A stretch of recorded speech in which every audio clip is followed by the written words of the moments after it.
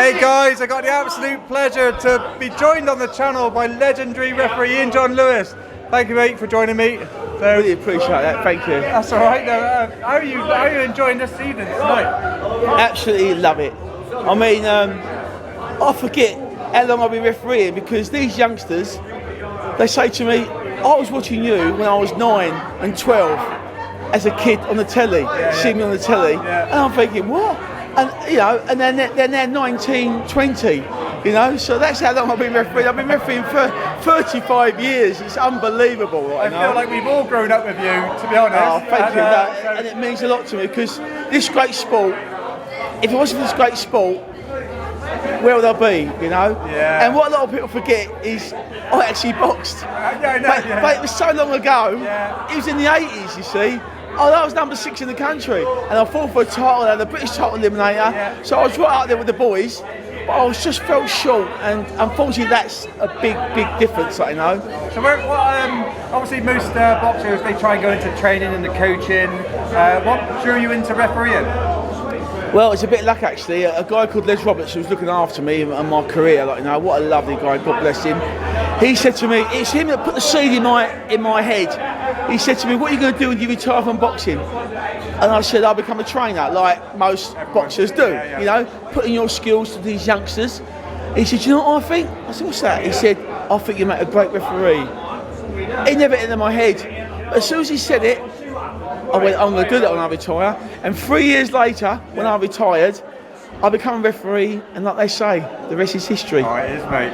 So, how are you finding the small halls now? Do you love this as well as the big venues as well? Look, I don't care if it's a massive venue, 55,000 when I referee for Tony Klitschko, Shannon Briggs, you know, 13.8 million people watching, you know, wow.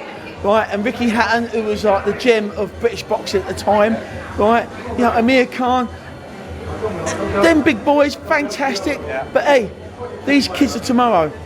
I love that as well because I love boxing. I love refereeing. I can feel your passion. Yeah, and that's what people say to me. They said, Ian, I didn't realise how passionate you are about the game. Yeah, you give me goosebumps, mate. Oh, thank you, thank you. What you don't get at the big venues, the Wembleys of the world, you don't get the interaction I just saw you with the young amateur boxers of the area. You don't get that at big shows, do you? And it's so lovely. It is special. You know, I just had some young kids there. That's right. I said, "How old are you?" He said, "I'm 11."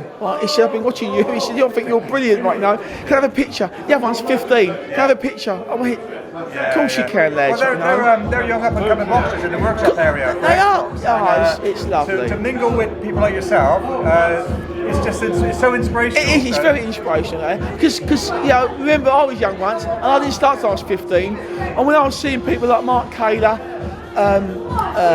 Tony Simpson, Alan Minter, I was like, well, and then Charlie Magri went on to become one of my trainers. Right? I couldn't believe it. I was like, Charlie Magri, you know, he's like, oh yeah. Everyone recognises him with the nose, yes, yeah. So it just has to show it all comes around, like, you know, like I said, because I was like looking up to these guys, you know, like Bob McGraham. I'm like, wow.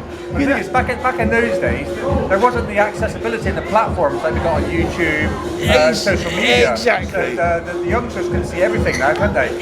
Without a doubt. It was on word of mouth, wasn't it? Yeah, exactly. Yeah, and in the London area, down it's that way. a different world now. It is a different world now. But at the end of the day, it still is. They are the stars of tomorrow, like, you know.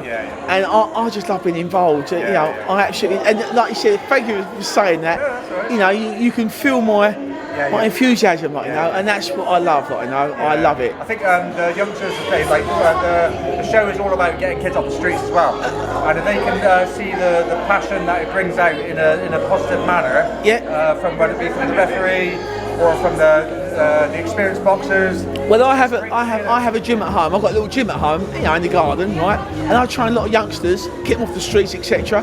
And I train with them. I don't tell them. I tell them what to do, but I'm doing it with them. And they say to me, Ian, not being funny, but my dad's younger than you, and he can't do what you can do. And my secret, I never stopped training. When I started boxing at 15, I am 63 soon, right?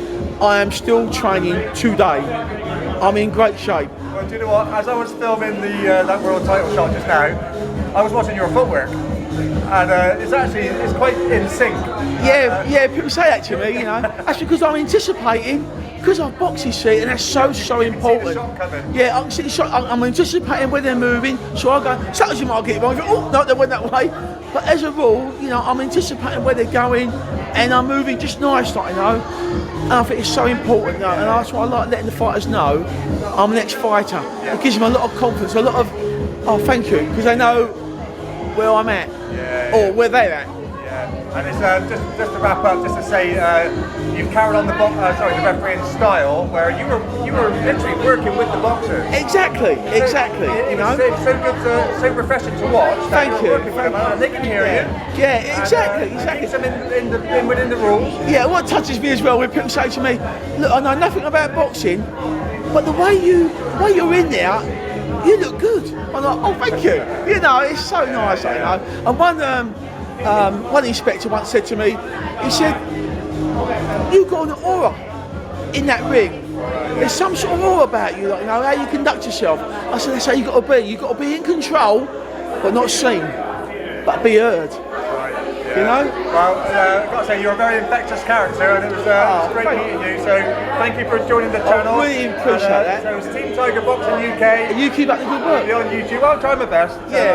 Trying to promote people like yourself and promote positivity through boxing. So, that's our mission. Thank you. Really appreciate it. Thanks a lot. Thank you. Lovely. Thank you.